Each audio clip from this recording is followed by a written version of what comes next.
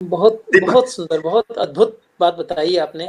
ज्योत्सना दत्त जी का एक प्रश्न आ रहा है कि जी, Guruji, it is mandatory to meditate daily और it is fruitful even being done for few times for long hours. Jyotsna, क्या हमें थोड़ी थोड़ी देर में सांस लेनी चाहिए? क्या हमें थोड़ी थोड़ी देर में दिन में 2-3 करना चाहिए?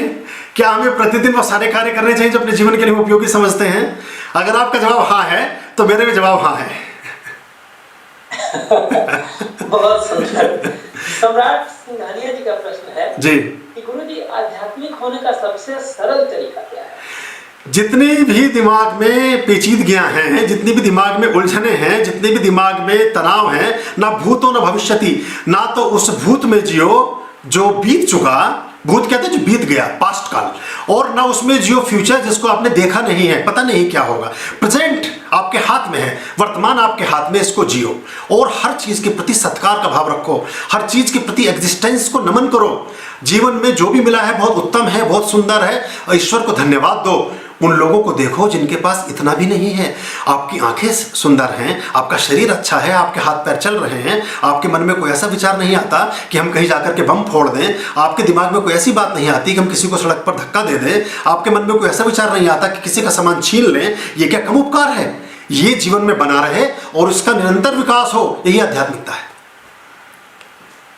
जी गुरु जी, 2 प्रश्न और हैं जी, मेरे ख्याल से यही 2 आखिरी प्रश्न लेंगे। जी, सुनील द्विवेदी जी का प्रश्न है। जी, मेरा ख्याल इसका उत्तर आपने पहले ही दे दिया है जी, कि ईश्वर क्या है, हमारा जीवन श्वास से चल रहा है, जी, हमारा जीवन इसी से चलता रहता है। जी, क्या आपने कभी श्वास को देखा है? जी, नहीं। इस कोरोना जैसे संक्रमण से जो बीमार होकर वापस लौट के आए हैं, वे जीवित हैं, यही तो ईश्वर है। जी, जी, बिल्कुल। ये हाँ, ये यही बात मैंने बोली है अभी थोड़ी देर पहले ही। जी, श्री राजकुमार अग्रवाल जी का प्रश्न है, ये आखिरी प्रश्न आज का लेंगे जी, जो दर्शकों की तरफ से आ रहा है कि आर्य जी, कर्म बड़ा या भाग्य, कृपया मार्गदर्शन कीजिए। दोनों ये एक सिक्के के 2 पहलू हैं। अगर आप भाग्यवान व्यक्ति हैं तो कर्म भी शुभत्व से भरे होंगे, कर्म भी अच्छे ही होंगे, और अगर आप अच्छे कर्मठ हैं और अच्छे कर्म किए हैं तो निश्चित रूप से भाग्यवान ही होंगे। और भाग्य को आप निर्मित कर सकते हैं कर्म के माध्यम से। कर्मण्यवाधिकारस्ते मां फलेषु कदाचन। श्री कृष्ण कहते हैं गीता में कि आपको प्राणी मात्र में, मनुष्यों को, सभी प्राणियों में, देखिए सोशल एनिमल है ना हम भी, इतने सारे जानवरों में, लेकिन मनुष्य जो सोशल एनिमल है उसको स्वतंत्रता मिली है अपने कर्म की। आपके पास एक कर्म की स्वतंत्रता है और पहले कर्म के साथ दूसरा कर्म बंधा है। श्री कृष्ण से अर्जुन ने यही सवाल करते हैं जो आपने किया है, और वो कहते हैं कि अर्जुन एक पैर पर खड़े हो जाओ, अर्जुन खड़े हो जाते हैं। श्री कृष्ण जी कहते हैं दूसरा पैर भी उठा लो, वो कहते हैं ये गुरुदेव ये कैसे संभव है, दूसरा तो अब नहीं उठा सकते। तो बोले पहले उठा सकते थे ना, पहले कोई सा भी पैर उठा सकते थे, तुम्हारे पास चॉइस थी, अब नहीं है। तो कर्म, एक कर्म जब हम करते हैं उसके साथ बंधते हैं, तो जब आप अच्छा कर्म करेंगे तो अच्छे कर्मों से बंधते चले जाएंगे, और जब अच्छे कर्मों से बंधते चले जाएंगे तो ऐसा बिल्कुल असंभव है कि आपके जीवन में भाग्य का उदय ना हो। आप निश्चित रूप से भाग्यवान होंगे और ईश्वर आपकी जरूर सुध लेंगे और आपके जीवन में सुख शांति का उदय होगा।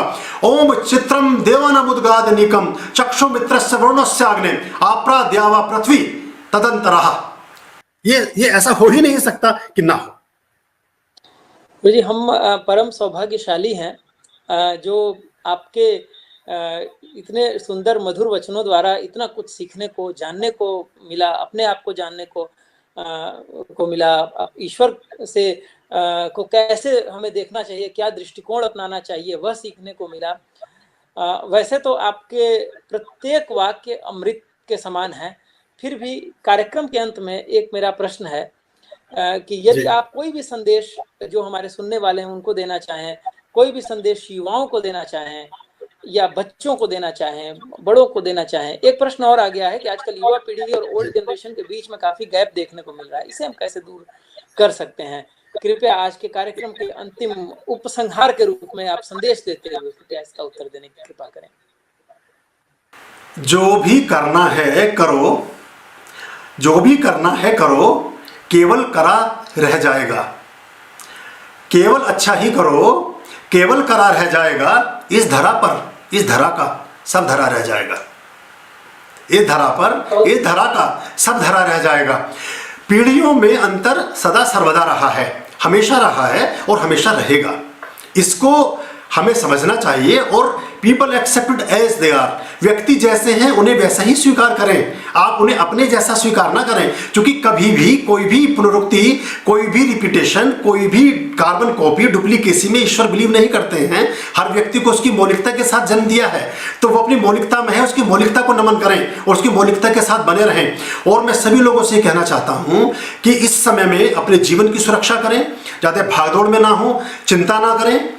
ये जो लॉकडाउन का समय चल रहा है, कोरोना काल चल रहा है, जो ये वर्ष, फिर से मैं उसको रिपीट करता हूँ, ये वर्ष खर्च करने का वर्ष है, कमाने का नहीं है, बचाने का नहीं है। अपने इस समय लोग कंजूसी कर रहे हैं, अच्छा भोजन करें, भोजन में पैसा बचाने से कोई बचत नहीं होती है। अच्छा खाएंगे तो इम्यून अच्छा होगा, इम्यून अच्छा होगा तो रोगों से लड़ने की क्षमता विकसित होगी और आप स्वस्थ रह सकेंगे।